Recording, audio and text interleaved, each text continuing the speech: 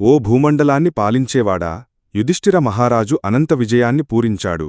నకుల సహదేవులు సుఘోష మణిపుష్పకములను పూరించారు. గొప్ప విలుకాడైన కాశీరాజు, మహారథుడైన శిఖండి, దృష్టద్యుమ్నుడు, విరాటుడు మరియు అజేయుడైన సాత్యకి, ద్రుపదుడు, ద్రౌపది యొక్క 5 కుమారులు మరియు భుజబలము కలవాడు సుభద్రాపుత్రుడు అయిన అభిమన్యుడు, వీరందరూ తమ తమ శంఖములను పూరించారు. పాండవ అన్నదమ్ముల్లో యుధిష్ఠిరుడు పెద్దవాడు. ఇక్కడ ఆయన రాజా అని సంబోధించబడుతున్నాడు.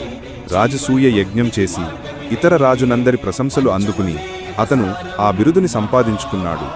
రాజమందిరంలో ఉన్న, అరణ్యవాసంలో ఉన్న అతనిలో రాజసం, విశాల హృదయ స్వభావం ఉట్టిపడేవి. సంజయుడు ధృతరాష్ట్రుణ్ణి పృథివీపతే అంటే భూగోళాన్ని పరిపాలించేవాడా అని సంబోధిస్తున్నాడు. ఒక దేశాన్ని కాపాడటం లేదా వినాశకరమైన యుద్ధంలోకి నెట్టివేయటం అనేది రాజు చేతిలోనే ఉంటుంది. కాబట్టి ఈ సంబోధనకి ఉన్న నిగూఢార్థం ఏమిటంటే, ఇరు సైన్యాలు యుద్ధానికి సన్నద్ధమై ఉన్నాయి.